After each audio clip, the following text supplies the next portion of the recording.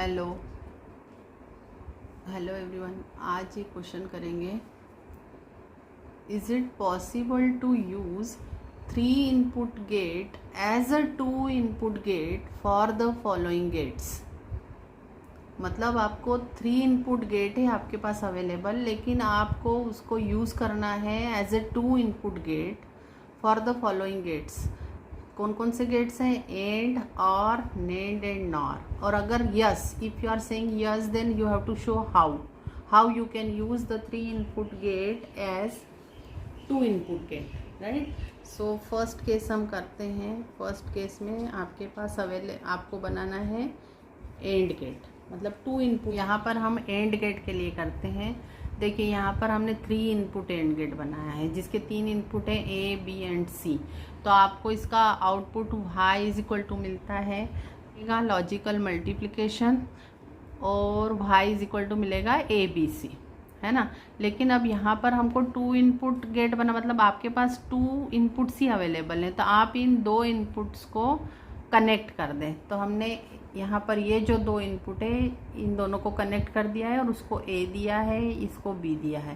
तो यहाँ पर y इज इक्वल टू क्या हो जाएगा? a dot B dot C की बजाय हो जाएगा a डॉट b, क्योंकि यहाँ पे आपका थर्ड इनपुट b हो गया है। तो a डॉट b। अब आपका y is equal to a dot b हुआ है, लेकिन आपको पता है बुलियन एल्जेब्रा में a dot a is equal to a होता है ना। तो इस a डॉट a को आप a लिख देंगे तो आपको मिला a डॉट b। तो आपको 3 इनपुट गेट यूज़ करके आउटपुट क्या मिला? a dot b। किस तरीके से मिला? आपने 2 इनपुट को एक ही इनपुट से कनेक्ट कर दिया है, मतलब 2 इनपुट में आपने सेम ही a दिया है और थर्ड इनपुट में आपने b दिया है, ठीक है। अब हम सेकंड देखते हैं, और गेट। अब और बनाने के लिए अगर हमारे पास 3 इनपुट और गेट होता है c, तो आपको आउटपुट y मिलता है a प्लस बी प्लस सी, है ना। तो आप यहाँ पर भी वैसा ही कर देंगे, सेम जैसा आपने एंड गेट में किया था।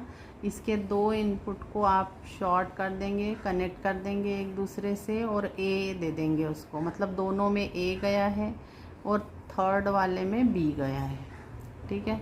और ये आपका 3 इनपुट और गेट है।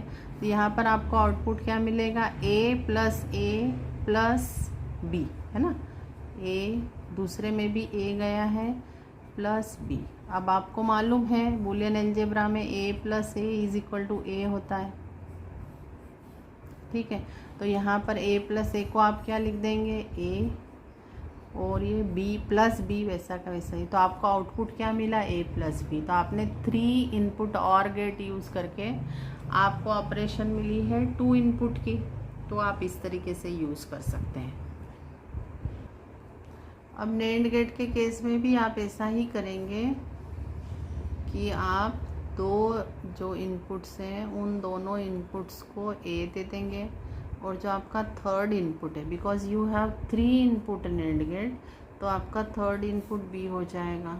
तो आपका y आउटपुट काय के बराबर हो जाएगा? a एंड b, मतलब a ही है आपका, एंड जो थर्ड है आपका b हो गया है, इसका कॉम्प्लीमेंट। अब यहाँ पर काय के बराबर होता है? आपको बुलियन एल्जेब्रा में पता है a dot a is equal to a होता है, तो ये हो जाएगा a डॉट b कॉम्प्लीमेंट। तो a और b आपने इनपुट दिए हैं और आपको मिला है a डॉट b कॉम्प्लीमेंट, मतलब ये आपका 2 इनपुट नेंड गेट बिहेवियर हुआ है with the help of 3 input NAND gate. इसी तरीके से नॉर गेट का हो जाएगा, सेम करना है, बिल्कुल भी अलग नहीं है, उसमें भी शॉर्ट। देखो ये फोर्थ केस नॉर गेट के लिए हो जाएगा। सिमिलरली बिल्कुल नेंड गेट जैसा ही होगा। 3 इनपुट नॉर गेट हो तो जो भी इनपुट होते हैं उनके बीच और ऑपरेशन होती है और उसका कॉम्प्लीमेंट हो जाता है। तो a plus B plus C complement, है ना। अब यहाँ पर हम 2 को शॉर्ट कर देंगे, मतलब 2 इनपुट एक से ही कनेक्ट कर देंगे a से, और तीसरा इनपुट हम कनेक्ट करेंगे b से। तो यहाँ पर एक्चुअली आपका 3 इनपुट गेट है, लेकिन आपके इनपुट्स 2 ही हैं, ए एंड बी। तो आपका आउटपुट मिलेगा, ये ए है तो ए लिखा, यहाँ बी की जगह हमारा ए ही लगा है तो ए लिखा, और सी की जगह यहाँ पर हमारा बी लगा है तो हमने बी लिखा।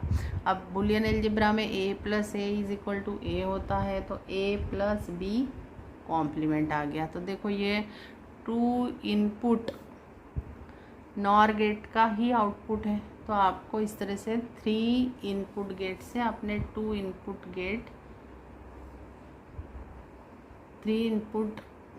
गेट को आपने 2 इनपुट गेट जैसे यूज़ किया है। अब इस सम को is it possible to use a 3 input gate as a 2 input gate, इसको हम दूसरी तरीके से कैसे कर सकते हैं। जैसे आपके पास अवेलेबल है 3 इनपुट गेट, समझो आपके पास एक एंड गेट अवेलेबल है ना, जिसके 3 इनपुट्स हैं। अब आपको पता है कि एंड गेट इनेबल कब होता है।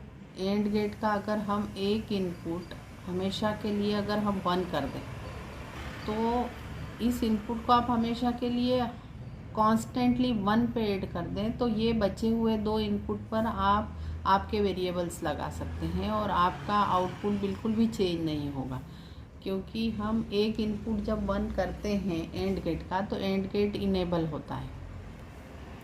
इसी तरीके से अगर आपके पास नेंड गेट है, नेंड गेट भी आपके पास अगर 3 इनपुट है, तो आप इसके एक इनपुट को फॉर एवर 1 कर दें, तो ये 3 input gate will convert into 2 input gate, because 1 is fixed permanently connected to the one logical variable, and now only 2 inputs you have where you can connect your 2 different inputs.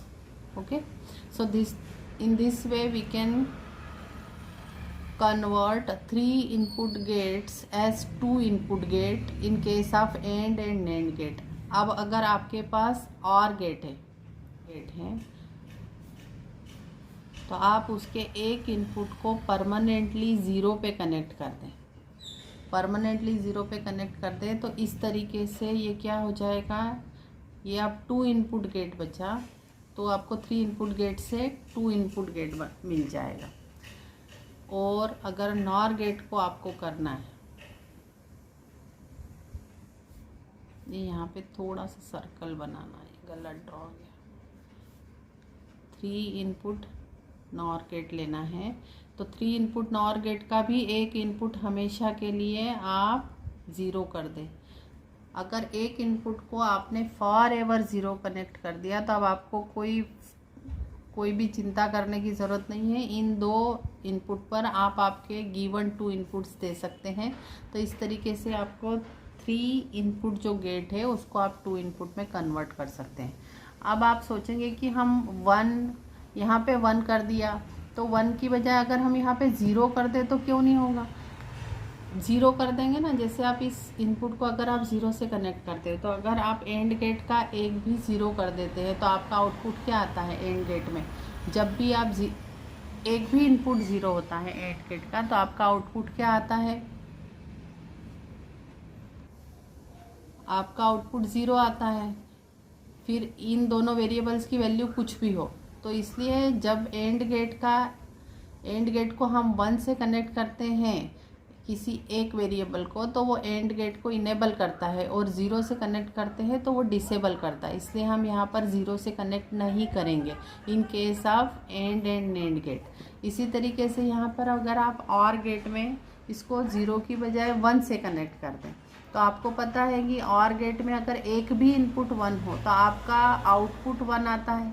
तो मतलब अगर आप इसको 1 से कनेक्ट कर देते तो आपका आउटपुट फिक्स हो जाता 1, मतलब ये दोनों इनपुट कुछ भी होते आपका आउटपुट फिक्स हो जाता 1 हो जाता। तो मतलब ये वाला और गेट तो क्या हो गया आपका बेसिकली डिसेबल हो जाता। इसलिए हम इसको यहाँ पर 0 रखेंगे, क्योंकि 0 रखने से आपके इन दोनों इनपुट को और गेट में देते हैं उस हिसाब से आउटपुट आएगा।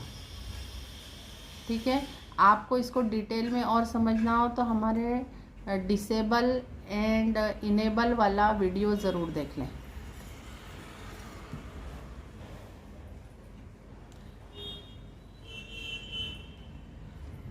Thank you for watching the video.